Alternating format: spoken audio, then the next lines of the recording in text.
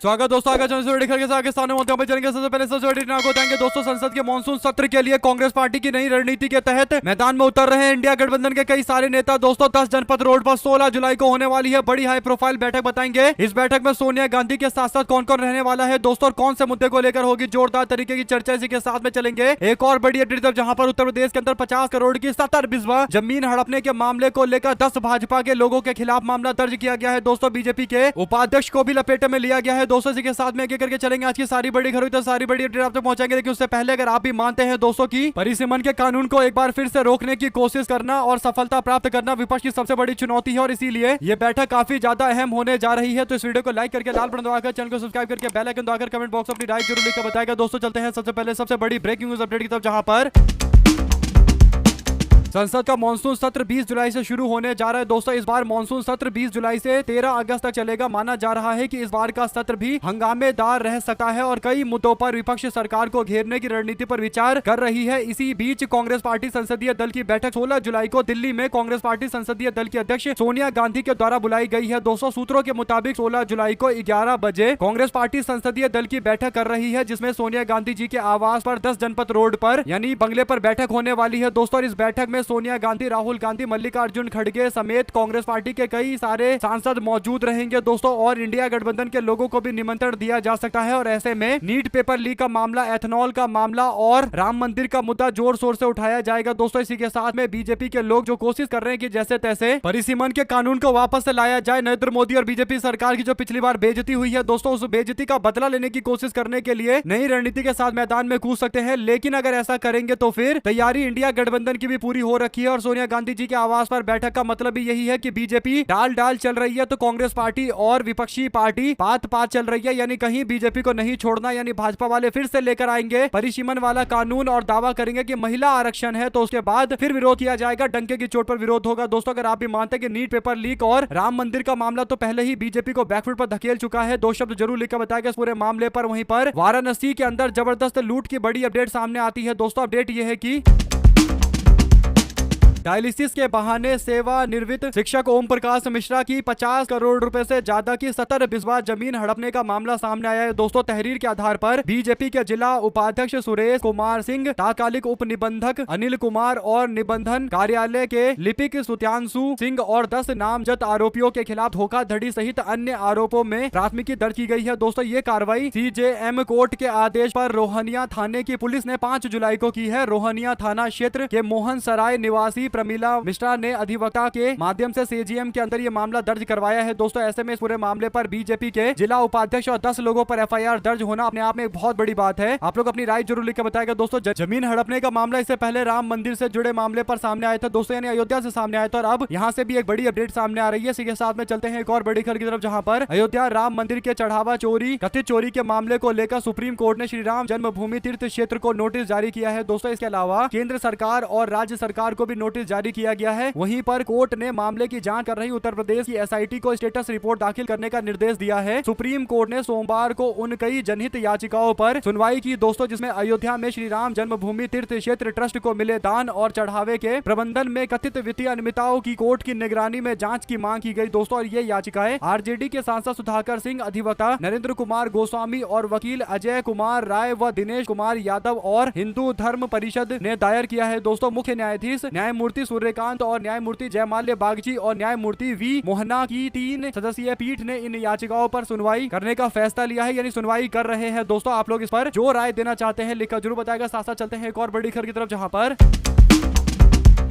चंदौली में GT road चौड़ीकरण के दौरान एक प्राचीन काली माता मंदिर के ध्वस्तीकरण के समय मलबे के चपेट में आकर पीडब्ल्यूडी के एक मजदूर की दर्दनाक मौत हो जाती है और ये मामला कांग्रेस पार्टी ने जोर शोर से उठाया। दोस्तों उत्तर प्रदेश कांग्रेस के अध्यक्ष अजय राय ने इस घटना पर प्रशासन पर गंभीर आरोप लगाए। साथ ही उन्होंने मृतक बलदेव यादव के परिवार को 1 करोड़ रुपए की आर्थिक सहायता और परिवार के लिए एक सदस्य को नौकरी देने की मांग भी की है। दोस्तों अजय राय ने IANS से बात करते हुए बलदेव यादव उस संस्था APCO में कर्मचारी थे जो इलाके में सड़क निर्माण का काम कर रही थी। तो ऐसे में बीजेपी की सरकार से इस मामले पर पीड़ित परिवार को राहत देने और 1 करोड़ रुपए के साथ साथ नौकरी देने की मांग की जा रही है। यानी जितने भी बड़े मुद्दे हैं दोस्तों, उस पर पूरी तरीके से एकजुट नजर आ रही है कांग्रेस पार्टी। आप लोग इस पर 2 शब्द जरूर लिखकर बताएगा दोस्तों। इसी के साथ में चलते हैं एक और बड़ी अपडेट की तरफ, जहां पर मोदी के लिए हमेशा खाऊंगा, खाने दूंगा और खिलाऊंगा वाली स्थिति रही है। जयराम रमेश ऐसा इसलिए बोलते हैं दोस्तों क्योंकि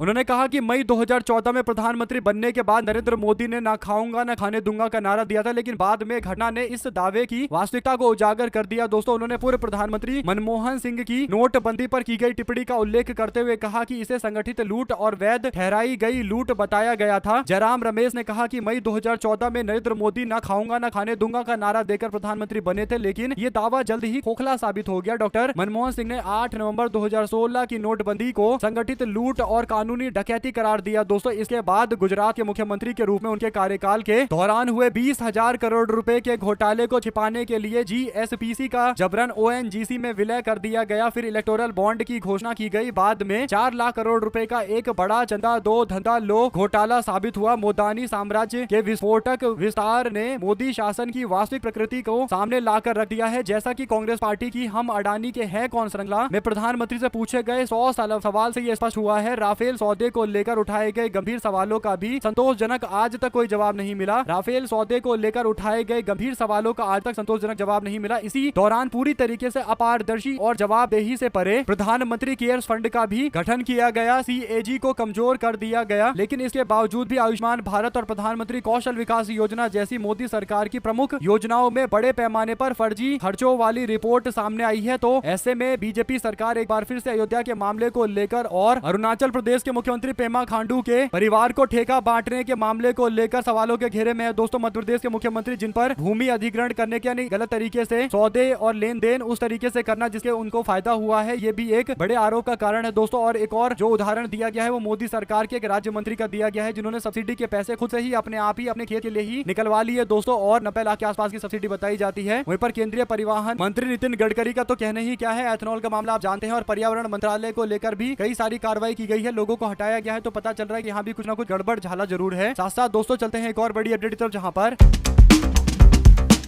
कांग्रेस पार्टी के पूर्व अध्यक्ष राहुल गांधी ने सोमवार को शिक्षा व्यवस्था को लेकर मोदी सरकार पर निशाना साधा। दोस्तों उन्होंने आरोप लगाया कि मोदी सरकार और शिक्षा मंत्री धर्मेंद्र प्रधान ने जवाबदेही से मुंह मोड़ लिया है। उन्होंने 17 जुलाई को देहरादून में आयोजित होने वाली छात्रों की गूंज कार्यक्रम से पहले भी ये कहा कि शिक्षा में क्रांति का वक्त आ गया है। राहुल गांधी पेपर लीक और परीक्षाओं में कथित धांधली के विषय पर छात्रों की गूंज अभियान चला रहे हैं। इसके तहत पिछला कार्यक्रम राजस्थान के कोटा में आयोजित किया गया था। लोकसभा में नेता प्रतिपक्ष राहुल गांधी ने एक पोस्ट करते हुए दावा किया कि देश के छात्र आज भारत की शिक्षा व्यवस्था के लिए भ्रष्ट, अन्यायी और पक्षपाती और बेईमानी जैसे शब्दों का इस्तेमाल कर रहे हैं। उन्होंने आरोप लगाया कि शिक्षा व्यवस्था अब बेईमान वसूली तंत्र बन चुका है। जो व्यवस्था बच्चों का भविष्य संवारने के लिए बनाई गई थी, वही उन्हें तथा उनके परिवार को कर्ज, तनाव और निराशा की ओर खेल रही है। राहुल गांधी ने आरोप लगाया कि शिक्षा व्यवस्था में व्याप्त भ्रष्टाचार ने पेपर लीक माफिया को जन्म दिया है, जो प्रतियोगी परीक्षा की तैयारी कर रहे लाखों छात्रों के वर्षों की मेहनत को एक झटके में बर्बाद कर देता है। तो ऐसे में दोस्तों अगर आप लोगों को एक भी खबर अच्छी लगी हो तो इस वीडियो को लाइक करके लाल बटन दबाकर चैनल को सब्सक्राइब करके बेल आइकन दबाकर कमेंट बॉक्स में अपनी राय जरूर लिखकर बताएगा। हमारे साथ लगातार जुड़े रहने सभी दोस्तों, भाइयों, बहनों, मित्रों का बहुत बहुत धन्यवाद। देख रहे थे आपका चैनल जय हिंद, जय भारत। वीडियो को शेयर